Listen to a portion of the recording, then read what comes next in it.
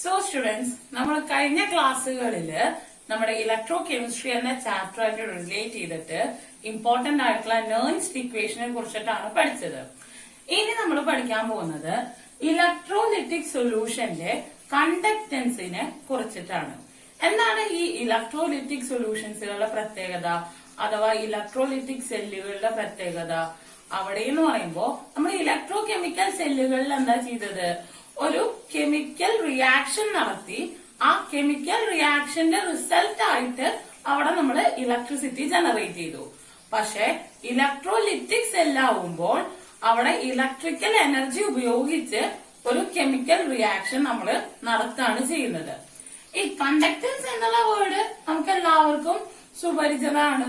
അതിന് മുന്നൊരു വേർഡ് പഠിക്കാം, ആർ. ഈ ഒരു റിലേഷൻ നമ്മൾ ഫിസിക്സിലെല്ലാം പഠിച്ചിട്ടുണ്ട്.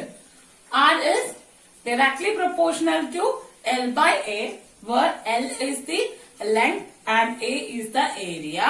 ഇതിനെ എനിക്ക് R is equal to rho into L by A എന്നും റെപ്രസെന്റേറ്റ് ചെയ്യാം. ഈ റോന് പറയുന്ന പേരാണ് റെസിസ്റ്റിവിറ്റി. ഈ ആറിന് പറയുന്ന പേരാണ് റെസിസ്റ്റൻസ്. ഓക്കെ, ഈ റെസിസ്റ്റൻസിന്റെ റെസിപ്രോക്കൽ ആണ് കണ്ടക്ടൻസ്. അപ്പൊ കണ്ടക്ടൻസിനെ നമ്മൾ ജി എന്നാണ് റെപ്രസെന്റേറ്റ് ചെയ്യുക. G is equal to 1 by R. Conductance G എന്ന് പറയുന്നത് എന്താണ്? Reciprocal of the resistance. റെസിസ്റ്റൻസിന്റെ യൂണിറ്റ് ഓം ആണെന്ന് നമുക്കറിയാം, OHM. ഈ ഓമിനെ നമുക്ക് കണ്ടക്ടൻസിന്റെ കേസിൽ എടുക്കുമ്പോൾ യൂണിറ്റ് എങ്ങനെ എഴുതാം? ഓം റേസ് ടു -1 അല്ലേ വരിക, റെസിപ്രോക്കൽ ആയ കാരണം. ഇനി രണ്ടാമത്തെ ആളാരാണ്? റെസിസ്റ്റിവിറ്റി. റെസിസ്റ്റിവിറ്റിനെ ഞാൻ കെ എന്ന അക്ഷരം കൊണ്ടാണ് ഡിനോട്ട് ചെയ്യുക. കെ ഇസ് ഈക്വൽ ടു റെസിസ്റ്റിവിറ്റിനല്ല, എന്റെ കണ്ടക്ടിവിറ്റിനെ, സോറി കണ്ടക്ടിവിറ്റി. കണ്ടക്ടിവിറ്റി എന്ന് പറയുന്നതാണ് നമ്മുടെ കെ. അത് 1 by റോ ആണ്. കാരണം എന്താ? ആറാണ് നമ്മുടെ റെസിസ്റ്റൻസ്, റോ ആണ് നമ്മുടെ റെസിസ്റ്റിവിറ്റി എങ്കിൽ conductivity K will be 1 by rho. ഇനി റെസിസ്റ്റിവിറ്റിയുടെ യൂണിറ്റ് നമ്മൾ പഠിച്ചിട്ടുണ്ട്. റെസിസ്റ്റിവിറ്റിയുടെ യൂണിറ്റ് ആണ് ഓം മീറ്റർ. അപ്പൊ ഇതിന്റെ റിവേഴ്സ് എടുക്കുമ്പോ എങ്ങനെ എഴുതാം? എനിക്ക് ohm raise to -1, metre raise to -1. Doesn't matter. നമുക്ക് ഇമ്പോർട്ടന്റ് ആയിട്ട് അറിഞ്ഞിരിക്കേണ്ടത് എന്താണ് കണ്ടക്ടൻസ്, എന്താണ് കണ്ടക്ടിവിറ്റി. നമ്മളിവിടെ മെയിൻ ആയിട്ട് ഡിസ്കസ് ചെയ്യുന്നത് കണ്ടക്ടിവിറ്റിനെ കുറിച്ചിട്ടാണ്. നമുക്ക് എന്താ ഇലക്ട്രോലിറ്റിക് സൊല്യൂഷനുകളിൽ കണ്ടക്ടിവിറ്റി എങ്ങനെയാണ് വരുന്നതെന്നാണ് അറിയുന്നത്. മെറ്റീരിയൽസിനെ അവരുടെ കണ്ടക്ടിവിറ്റി അനുസരിച്ച് നമുക്ക് 3 ആയിട്ട് ഡിവൈഡ് ചെയ്യാം. ഏതൊക്കെയാ? Conductors, semi conductors, insulators.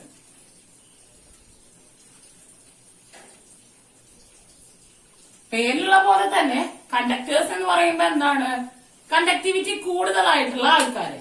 ഒരു കണ്ടക്ടറിന്റെ എക്സാമ്പിൾ പറയാൻ പറഞ്ഞു കഴിഞ്ഞാൽ എന്താ ഒരു എക്സാമ്പിൾ വരിക?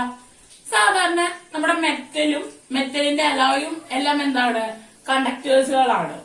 സെമി കണ്ടക്ടേഴ്സ് നമ്മൾ പീരിയോഡിക് ടേബിൾ പഠിക്കുമ്പോ അതിൽ തന്നെ പഠിച്ചിട്ടുണ്ട് 2 സെമി കണ്ടക്ടേഴ്സ്. സെമി കണ്ടക്ടേഴ്സിന്റെ പ്രത്യേകത എന്താണ്? കുറച്ച് കണ്ടക്ടിവിറ്റി കാണിക്കും, പക്ഷെ മുഴുവനായിട്ട് അത് കണ്ടക്റ്റബിൾ ആണോ? അല്ല.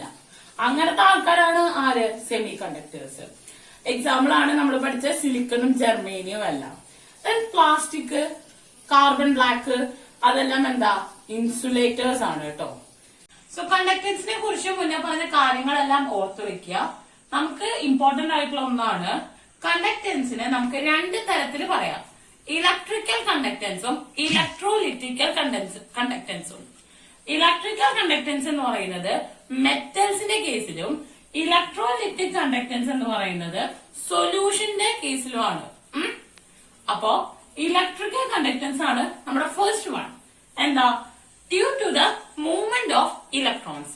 ഇലക്ട്രോൺസുകളുടെ മൂവ്മെന്റ് മൂലം ഉണ്ടാകുന്ന കണ്ടക്ടൻസ് ആണ് ഇത് ഇലക്ട്രിക്കൽ കണ്ടക്ടൻസ്. അത് എന്തൊക്കെ ഫാക്ടറിനെ ഡിപ്പെൻഡ് ചെയ്യുന്നു? The nature and structure of the metal. ആ മെറ്റലിന്റെ നേച്ചറും അതിന്റെ സ്ട്രക്ചറിനെയും ഡിപ്പെൻഡ് ചെയ്യും. The number of valence electrons per atom, temperature. ഈ ടെമ്പറേച്ചറിന്റെ ഡിപ്പെൻഡൻസ് ഇമ്പോർട്ടന്റ് ആണ്. എന്താ ടെമ്പറേച്ചറിന്റെ ഡിപ്പെൻഡൻസ് വരുന്നത്? ടെമ്പറേച്ചർ കൂടുന്നതിനനുസരിച്ച് ഇലക്ട്രിക്കൽ കണ്ടക്ടൻസ് ഡിക്രീസ് ചെയ്യാണ് ചെയ്യുന്നത്. രണ്ടാമത്തെ ആളാണ് ഇലക്ട്രോലൈറ്റിക് കണ്ടക്ടൻസ് എന്ന് വെച്ച് കഴിഞ്ഞാൽ സൊല്യൂഷനിലുള്ള കണ്ടക്ടിവിറ്റി. അവിടെ എന്ത് മൂല? മൂവ്മെന്റ് ഓഫ് അയോൺസ്, അയോണുകളുടെ മൂവ്മെന്റ് മൂലം. അയോണുകൾ എന്ന് പറഞ്ഞു കഴിഞ്ഞാൽ എന്താ? Charged particles. പോസിറ്റീവ് ചാർജോ നെഗറ്റീവ് ചാർജോ എന്ത് തന്നെ ആയിക്കോട്ടെ, ചാർജ് ഉള്ള ഏതൊരാളിനും എനിക്ക് എന്ത് വിളിക്കാം? അയോൺസുകൾ എന്ന് വിളിക്കാം. അയോൺസുകളുടെ മൂവ്മെന്റ് മൂലമാണ് ഇലക്ട്രോലൈറ്റിക് കണ്ടക്ടൻസ് നടക്കുന്നത്. ഈ ഇലക്ട്രോലൈറ്റിക് കണ്ടക്ടൻസ് എന്തൊക്കെ ഫാക്ടറിനെ ഡിപ്പെൻഡ് ചെയ്യും? ഒന്ന്, the nature of the electrolyte add. നമ്മൾ അവിടെ ആഡ് ചെയ്യുന്ന ഇലക്ട്രോലൈറ്റിന്റെ നേച്ചറിനെ. Size of the ions produced and their solvation. അവിടെ റിസൾട്ട് ആയിട്ട് ഉണ്ടാകുന്ന ആ അയോൺസുകളുടെ സൈസും അവയുടെ സോൾവേഷനും.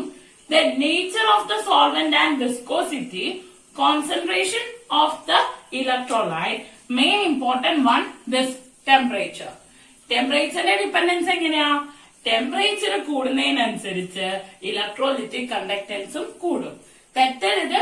ഇലക്ട്രിക്കൽ കണ്ടക്ടൻസ് മെറ്റലിന്റെ കാര്യത്തില് അവിടെ ഇലക്ട്രിക്കൽ എനർജി അഥവാ കണ്ടക്ടിവിറ്റി ഉണ്ടാവുന്നത് എന്ത് മൂലം? മൂവ്മെന്റ് ഓഫ് ഇലക്ട്രോൺസുകൾ മൂലം. അവിടെ എന്ന് പറയുമ്പോൾ ടെമ്പറേച്ചർ കൂടുന്നതിനനുസരിച്ച് നമ്മുടെ കണ്ടക്ടൻസ് കുറയാണ് ചെയ്യുന്നത്. രണ്ടാമത്തെ ആളാണ് ഇലക്ട്രോലൈറ്റിക് കണ്ടക്ടൻസ്. അത് ഏതിന്റെ കേസാ? സൊല്യൂഷന്റെ കേസില്. അവിടെ എങ്ങനെയാണ് കണ്ടക്ടിവിറ്റി വരുന്നത്? അയോൺസുകളുടെ മൂവ്മെന്റ് മൂലം. അവിടെ ടെമ്പറേച്ചറിന്റെ ഡിപ്പെൻഡൻസ് എങ്ങനെയാ? ടെമ്പറേച്ചർ കൂടുന്നതിനനുസരിച്ച് ഈ ഇലക്ട്രോലൈറ്റിക് കണ്ടക്ടൻസും കൂടും. Measurement of conductivity. നമുക്കിവിടെ കാണേണ്ടത് ഒരു അയോണിക് സൊല്യൂഷന്റെ കണ്ടക്ടിവിറ്റിയാണ്. സൊല്യൂഷന്റെ കണ്ടക്ടിവിറ്റിനെ നമ്മൾ ഇലക്ട്രോലൈറ്റിക് കണ്ടക്ടിവിറ്റി എന്ന് പറഞ്ഞില്ലേ? ഈ ഇലക്ട്രോലൈറ്റിക് കണ്ടക്ടിവിറ്റി കണ്ടുപിടിക്കാൻ എന്താ മെത്തേഡ്? നമ്മള് സാധാരണ കണ്ടുപിടിക്കുന്ന ഒരു സാധനം ഉണ്ട്, വീറ്റ്സ്റ്റൺ ബ്രിഡ്ജ്. ഫിസിക്സിൽ പഠിച്ചിട്ടുണ്ടാവും ഇത്. വീറ്റ്സ്റ്റൺസ് ബ്രിഡ്ജ്, മീറ്റർ ബ്രിഡ്ജ് എന്നൊക്കെ പറഞ്ഞിട്ട് കണ്ടക്ടിവിറ്റി കാണാനുള്ള ഒരു സെറ്റപ്പ്. ഈ വീറ്റ്സ്റ്റൺ ബ്രിഡ്ജ് വഴി തന്നെയാ നമ്മൾ കണ്ടക്ടിവിറ്റി കാണാം. പക്ഷേ ഒരു മെറ്റലിനെ പോലെ നമുക്ക് വയറോ അല്ലെങ്കിൽ ഇതൊക്കെ ഈ സൊല്യൂഷൻ ആയിട്ട് എടുത്തു വെക്കാൻ പറ്റുമോ? സൊല്യൂഷനായിട്ട് തന്നെ വെക്കണ്ടേ കണ്ടക്ടിവിറ്റി കാണണമെങ്കിൽ? അപ്പൊ അതിനെന്താ മെത്തേഡ്? അതിനു വേണ്ടിയിട്ടാണ് നമ്മൾ ഫോർമുലേറ്റ് ചെയ്തെടുത്ത ഒന്നാണ് കണ്ടക്ടിവിറ്റി സെൽസുകൾ. കണ്ടക്ടിവിറ്റി സെല്ലിന്റെ ഒരു ഫിഗർ ആണിത്. കണ്ടക്ടിവിറ്റി സെല്ലിൽ ഇതേ കണ്ടോ എന്തൊക്കെയുണ്ട്? ഒരു ഗ്ലാസ് കേജ് പോലത്തെ ഇതിലേക്ക് നമ്മൾ പ്ലാറ്റിനം ഇലക്ട്രോഡുകളാണ് വെച്ചിരിക്കുന്നത്. എന്നിട്ട് അതിനെന്താ കണക്ടിങ് വയേഴ്സുമായിട്ട് കണക്ട് ചെയ്തിട്ടുണ്ട്.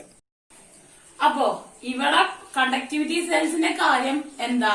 വീറ്റ്സ്റ്റൺസ് ബ്രിഡ്ജിൽ നമ്മൾ പറഞ്ഞിട്ടുണ്ടല്ലോ, അൺനോൺ 3 അറിയുന്ന റെസിസ്റ്റൻസും ഒരെണ്ണം അൺനോൺ ആയിട്ടുള്ളതും. അങ്ങനെ ഒരാളെ വരുമ്പോ നമുക്ക് ഈ അൺനോൺ ആയിട്ടുള്ള ആളെന്നെ ഈ 3 വെച്ചിട്ട് കണ്ടുപിടിക്കാൻ പറ്റുന്ന അതാണല്ലോ നമ്മുടെ വീറ്റ്സ്റ്റൺസ് ബ്രിഡ്ജ്. അപ്പോ ഈ അൺനോണിന്റെ സ്ഥാനത്ത് നമ്മൾ ആരെ കൊണ്ടുവയ്ക്കുക? ഈ കണ്ടക്ടിവിറ്റി സെല്ലിനെ കൊണ്ടുവയ്ക്കുക. ആഫ്റ്റർ ദാറ്റ് നമുക്ക് എന്താ സുഖമായിട്ട് നമ്മുടെ അൺനോൺ റെസിസ്റ്റൻസ് കണ്ടുപിടിക്കാൻ പറ്റും. അൺനോൺ റെസിസ്റ്റൻസ് കണ്ടുകിട്ടി കഴിഞ്ഞാൽ എങ്ങനെ നമുക്ക് നമ്മുടെ കണ്ടക്ടിവിറ്റി കാണാം? കണ്ടക്ടൻസ് എങ്ങനെ കാണാം?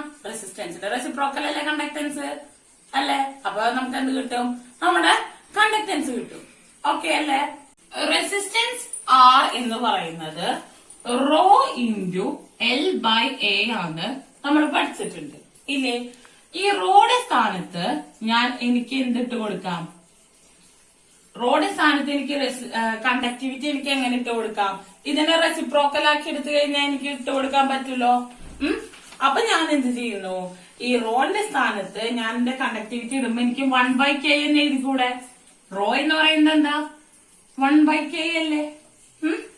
1/K ഇൻറ്റു L/A എന്ന് എനിക്ക് എഴുതിക്കൂടെ? ഈ L/A നമ്മൾ വിളിക്കുന്ന പേരാണ് സെൽ കോൺസ്റ്റന്റ്. ഈ സെൽ കോൺസ്റ്റന്റിനെ നമുക്ക് G* എന്ന് റെപ്രസെന്റ് ചെയ്യാം. സോ എനിക്ക് ഈ ഇക്വേഷനെ റീഅറേഞ്ച് ചെയ്തിട്ട് എങ്ങനെ എഴുതാം? R is equal to 1/k into G star. അല്ലെങ്കിൽ G star is equal to എങ്ങനെ എഴുതാം? R into K എന്ന് എഴുതിക്കൂടെ? അപ്പൊ റെസിസ്റ്റൻസും ആസ് വെൽ ആസ് കണ്ടക്ടിവിറ്റിയും കൂടി കിട്ടിക്കഴിഞ്ഞാൽ എനിക്ക് എന്റെ G star അഥവാ സെൽ കോൺസ്റ്റന്റ് കാണാൻ പറ്റും അല്ലെ? അങ്ങനെ നമുക്ക് നമ്മുടെ സെൽ കോൺസ്റ്റന്റ് കിട്ടിക്കഴിഞ്ഞാൽ എന്താണ് ഉപകാരം?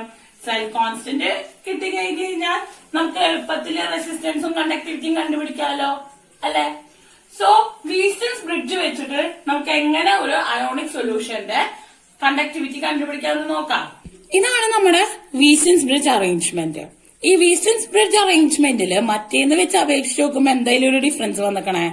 കണ്ട കണ്ടക്ടിവിറ്റി സെല്ലാണ് നമ്മളിവിടെ വെച്ചിരിക്കുന്നത്. സോ ഈ കണ്ടക്ടിവിറ്റി സെല്ലില് നമുക്ക് ഏത് സൊല്യൂഷന്റെ കണ്ടക്ടൻസ് ആണോ കണ്ടുപിടിക്കേണ്ടത് ആ കണ്ടക്ടൻസ് നമ്മൾ ആ സൊല്യൂഷനെ നമ്മൾ ഈ കണ്ടക്ടിവിറ്റി സെല്ലിൽ നിറയ്ക്കും. ആ നിറച്ചതിന് ശേഷം ഇതിനിവിടെ ഫിറ്റ് ചെയ്യും. ഫിറ്റ് ചെയ്ത് കഴിഞ്ഞതിന് ശേഷം ഇതിന് ഡയറക്റ്റ് എല്ലാ സ്ഥലത്തേക്കും കണക്ട് ചെയ്യും. സോ ഇവിടെ നമുക്ക് R1 നോൺ ആണ്, R3 നോൺ ആണ്, R4 നോൺ ആണ്, അൺനോൺ ആയിട്ടുള്ളത് നമ്മുടെ R2 ആണ്. സോ വീസ്റ്റൺസ് ബ്രിഡ്ജ് അറേഞ്ച്മെന്റ് അനുസരിച്ച് R1/R2 is equal to R3/R4 ആണെന്ന് നമ്മൾ പഠിച്ചിട്ടുണ്ടല്ലോ ബ്രിഡ്ജ് ബാലൻസ്ഡ് ആണെങ്കിൽ. അപ്പൊ R2നെ എനിക്ക് എങ്ങനെ എഴുതാം? R2 is equal to എന്താ? R1 into R4 divided by R3 ആണ്. അപ്പൊ എനിക്ക് എന്ത് കിട്ടും? ഈ കണ്ടക്ടിവിറ്റി സെല്ലിന്റെ റെസിസ്റ്റൻസ് കിട്ടും. കണ്ടക്ടിവിറ്റി സെല്ലിന്റെ റെസിസ്റ്റൻസ് കിട്ടിക്കഴിഞ്ഞാൽ എന്റെ സെൽ കോൺസ്റ്റന്റ് എനിക്ക് അറിയുമെങ്കിൽ എനിക്ക് അതിന്റെ കണ്ടക്ടിവിറ്റി കണ്ടുപിടിച്ചൂടെ? സെൽ കോൺസ്റ്റന്റ് അറിഞ്ഞു കഴിഞ്ഞാൽ